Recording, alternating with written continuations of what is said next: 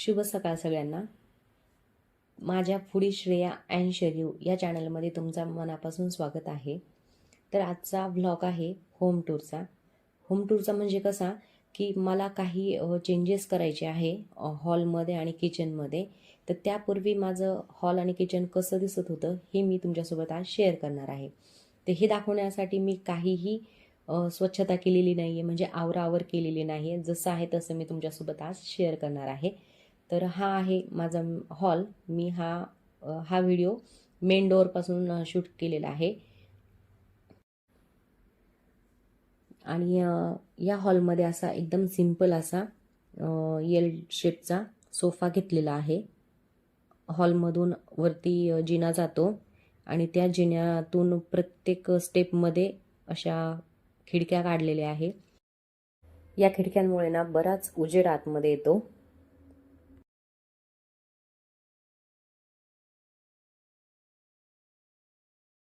तर लाईटची गरजच पडत नाही.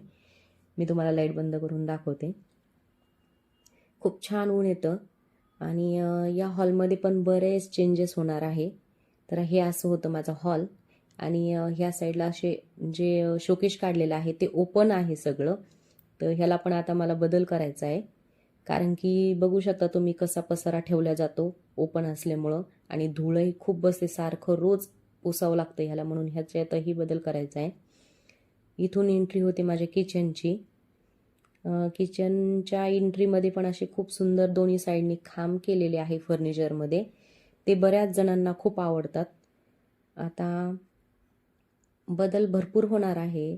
तर तुम्ही ह्या व्हिडिओमध्ये मी शेवटी जे बदल करत चाललेलो आहे त्याचे पण व्हिडिओ टाकलेले आहेत, त्यामुळे तुम्ही हा व्हिडिओ शेवटपर्यंत नक्की बघा.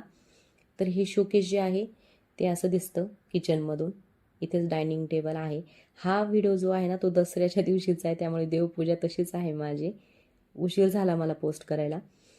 त्यानंतर हा जो सिंगल किचन ओटा आहे त्याच्यावरतीही मला खाणे काढायचे आहे, कारण की पसारा भरपूर आहे आणि ठेवायला जागा कमी, म्हणजे बॉक्सच नाही आहे, म्हणून तिथे पण बॉक्स घेणार आहे. आणि हॉलमधून जो जिना जातो त्या साईडला 2 अशा सिंगल मी चेअर ठेवल्या होत्या, पण तिथे पण मला आता सोफा करून घ्यायचा आहे. तर मी ते चेअर आता इथे कॅन्सल करणार आहे इथल्या, आणि त्या वरती जाऊ दे. आणि टीपॉय पण नव्हता हॉलमध्ये आतापर्यंत, थोडा ॲडजस्ट करत गेलो, परंतु आता बऱ्याच गोष्टींची गरज पडायला लागली किचनमध्ये म्हणा किंवा हॉलमध्ये. तर ते सगळे चेंजेस थोडे आता शक्य होईल तेवढे आपण करून घेऊया असं वाटलं. तर हा बघा, हे हॉलमधून असं हे माझं किचन दिसतंय, जे आता थोड्या दिवसानंतर बदलणार आहे. तर मी तुम्हाला म्हणले मी थोडे तुम्हाला व्हिडिओ दाखवत चालेल. तर हा पहिल्या दिवशीचं बघू शकता तुम्ही.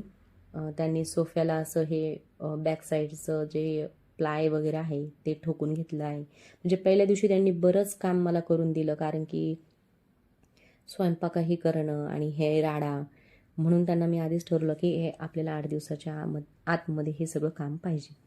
आणि शोकेशला मी काय केलं की हॉलमधून त्याला पॅक करायचं ठरवलं.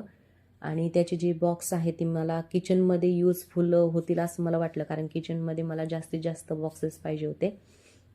त्याच्यामुळं मी हे असं त्यांना सांगितलं. त्यांनी तो प्लाय पण ठोकून घेतला आणि हे आता असं दिसतंय.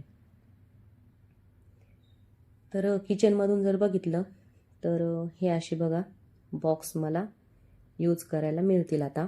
यामध्ये डिनर सेट म्हणा किंवा ग्लास, काचेचे बाउल्स वगैरे सगळं मला असं व्यवस्थित इथे ठेवता येईल. आणि पसारा तुम्ही दुर्लक्ष करा पसाऱ्याला. आणि ह्या साईडचा जो किचन ओटा होता त्याला पण त्यांनी हे असे बॉक्स ठोकून दिले.